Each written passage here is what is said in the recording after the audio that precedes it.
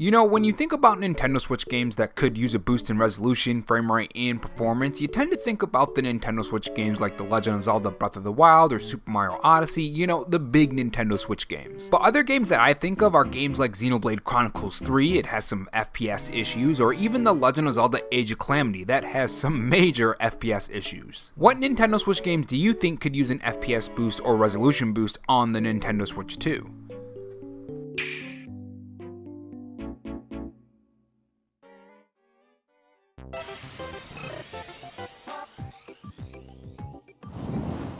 Hey guys, it's Rob here, and welcome back to the RoboChan Show, where we take the gaming news format that channels like Spawnwood or Arlo do, add a dash of animation and some cool editing on top to bring you your gaming news, leaks, and rumors in a fresh new way. If you're new here and want to be kept up on everything gaming, make sure you subscribe to the channel and leave a like if you enjoy the video and dislike if not, and have that notification bell on so you know when I upload.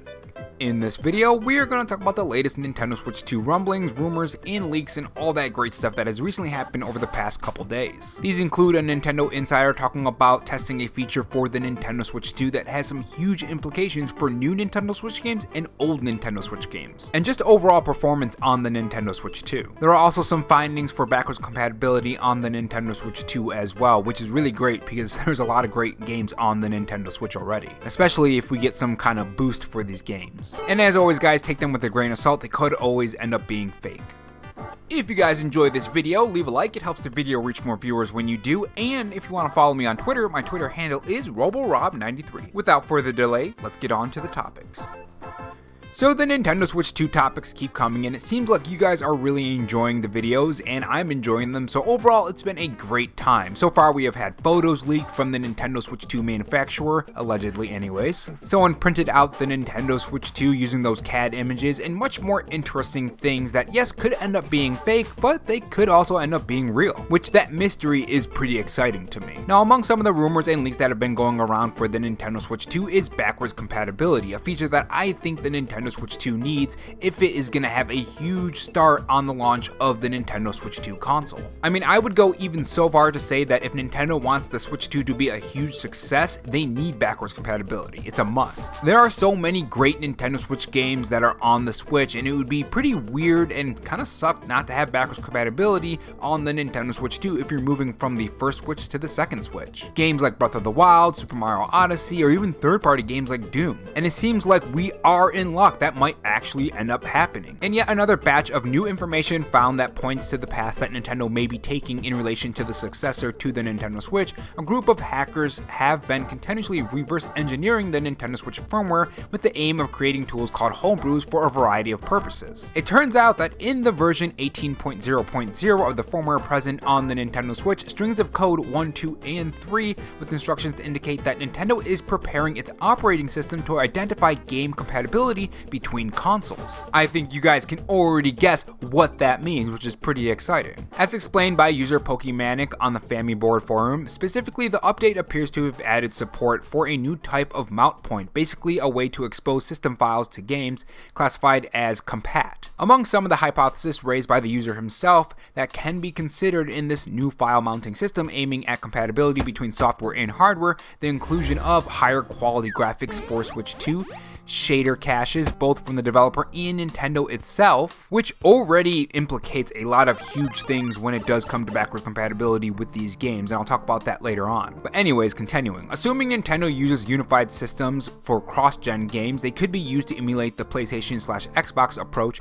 by making some files available contextually. And the last bullet point is protection for certain critical Switch 2 files from piracy or emulator developers. So a couple pretty big things stand out in this article already in this information that they found within the current Nintendo Switch. One, it was found in the current Nintendo Switch. Two, this was an update. They say the update appears to have been added support for a new type of mount point. So this was just added not too long ago. It's not like this was added in the Nintendo Switch software a long time ago or it's just been there the whole time. This was just added right around the time when things are supposedly going in production for the Nintendo Switch 2 and all of these things are coming out. So one would think that if they're adding this into the Nintendo Switch 2 software, they're probably getting it ready for for the Nintendo Switch 2. And if that's the case, then we might be getting backwards compatibility day one on the Nintendo Switch. Would you guys like that? Day one backwards compatibility with, according to them, higher quality graphics. We know that there are rumors of DLSS on the Nintendo Switch, so maybe we're gonna get some kind of frame boost and resolution boost as well. And funny enough, DLSS is gonna be our second topic today when it comes to the Nintendo Switch 2, but there are some more stuff we gotta talk about because this is actually pretty big when it comes to backwards compatibility. So the second part that really sparked my curiosity is the higher quality graphics for Switch 2. So this kind of makes it sound like there's gonna be some kind of performance enhancement on the Nintendo Switch 2. I wonder if we'll start getting those performance or resolution modes on some of these Nintendo Switch games like we do on the PS5 and Xbox Series X, and on PC as well. Though PC, you kind of have to customize it to your liking, but you guys know what I mean. So let's say backwards compatibility is day one on the Nintendo Switch, and you pop in, let's say, Legend of Zelda Breath of the Wild. We do know that there was potentially some testing for Breath of the Wild on the Nintendo Switch 2 behind the scenes, if you guys remember that rumor floating around. The post says shader caches both from the developer and Nintendo themselves. So Nintendo themselves, their Nintendo IPs, Breath of the Wild, could end up getting higher quality graphics on the Nintendo Switch 2, which was part of the rumor. So this does line up with that rumor that Breath of the Wild was being shown off behind doors to developers. And according to the rumor, it was really impressive. So it's going to be interesting to see if day one we'll get some patches for some Nintendo Switch games that we already own, and when we pop it in, maybe we'll have to update it and we'll have that option of higher resolution and frame rate, or maybe it will just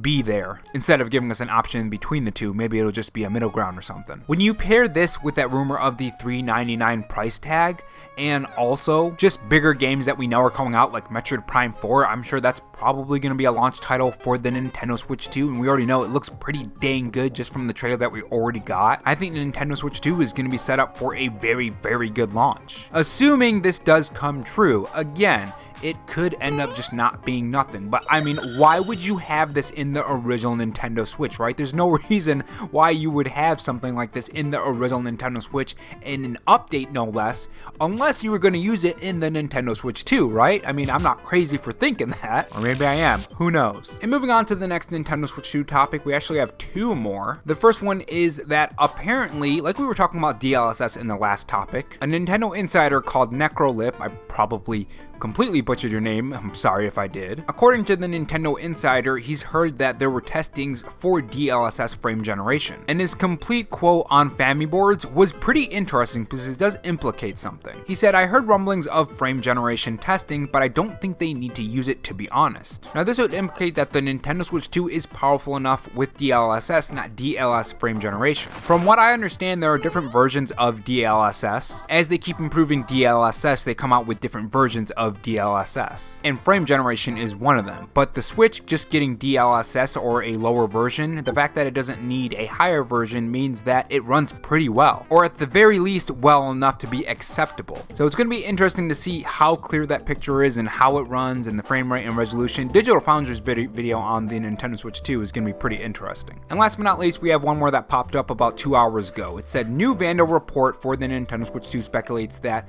the console is now complete.